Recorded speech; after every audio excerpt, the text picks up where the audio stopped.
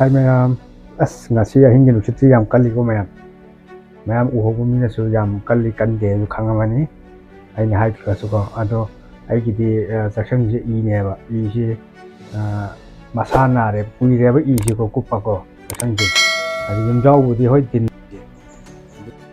so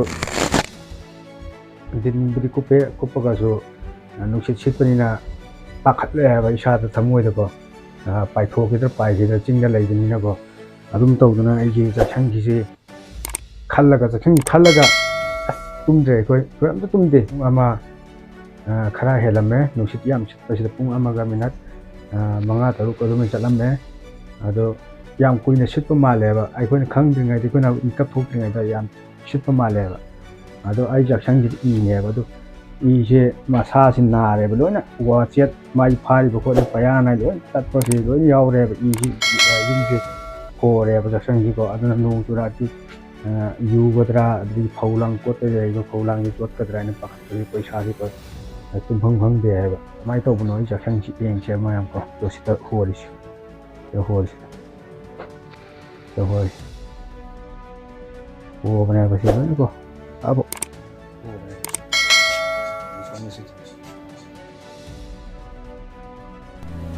o bana phone pai bi sa ne ko sa nu mai lu khara le ba de sa so kirum chwa chal le no khot chi tak ni e ba na duna aina tum ba gwatri ngai ko nu pin hara pa sum to nu bi chile thong sing ha challo maning thong ji open ga to em nu chi kitang chip pa da ko mai puna je pa nu me ba duna open to we na u da wa ra kam to na aina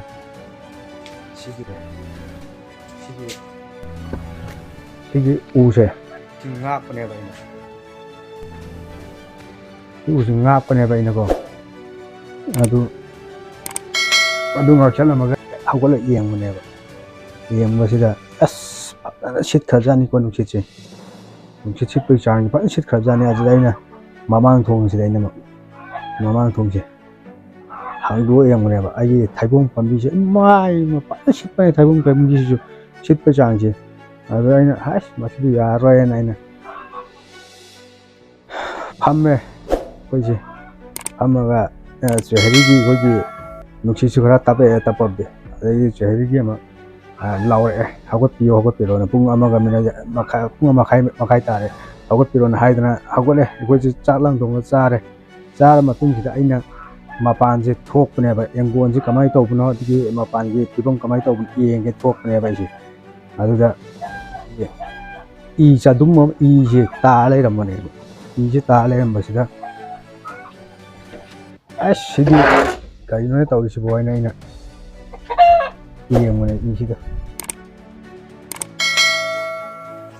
asigi thong ani je no kha ta ru tin na ba tin ta se asigi thong ase asigi humbo khiba aina sidi mai mamma mi na mobile je lobu sa pna la je la lobu si sa pa ta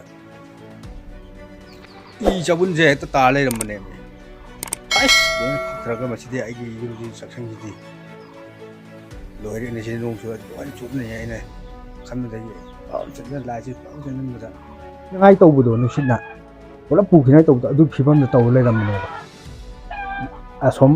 som side ki saksang gi kitchen gi som side ki matai si da go ngai te ai ji tum ba ja ba khang de ai ba ai di phak ki dra ka do na sin ba de atak sil la da me maru pau ngai lai ne maru pau ka ai la ro gi saksang je company sil la da me ba ado mayam emina se kamai to na do waji tadi satre yum do na ma son to e ado tum mane ado saksang ngai to ba lok se khong ju wa nga mo su ngam te ado ga kamai to na gi emina se sijna mamang ge hau ki be nu sit to ai tina khali me ko tina hapsan mane ba isani pa ni tina hapsan mane pha apu gidna pha apu gidna ba sumate gi kamai to eng ke ko Sulu. Kita harus isi.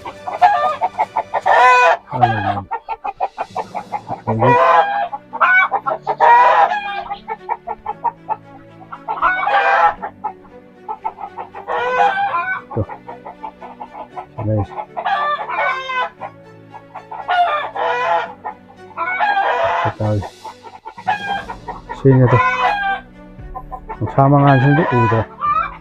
Ay sian ucerak ke mayam tuh. Saat sih ngamdem nanti gue ngamnya. Itu bu pasha.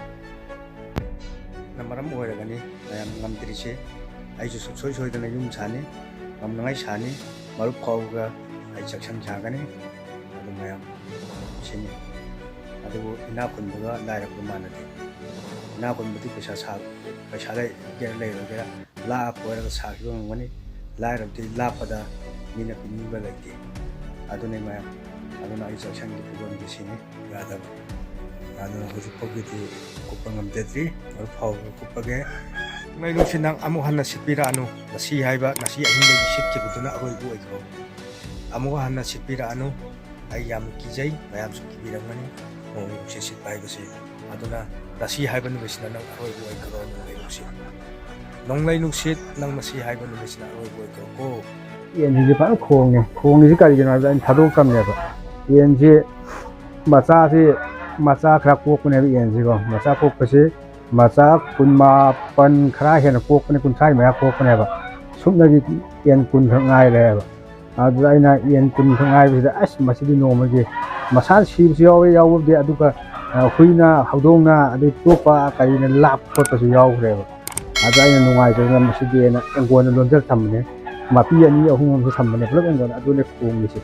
Ni atop ge pakhang khra la en pakhang khra la ko na ko lumba la ko do aina thadok tramina adu ki khong ni dum ba khong na si ki pen na mo ko aina masin ja ko pen loina si haba mo me ba en gon ahum mari ma ki loina haba mo me nganu haba me en mo sa sing sama haba me mapi sing haba me ba adu ne ma khangde sum aina video si memory oina ma sum aina ai channel sum thagat sabne adu mayam fajar sum mayam like comment tobiramo mayam adu subscribe macha am tobiramo ai mayam sum ai gi thamoi gi like pot mayam de sum sabne ko mayam adu ai wa ngam ko to sai de giba yaw su lan gi yaw ko sum mayam apiyo sai ga mayam tang si sai de video se ning de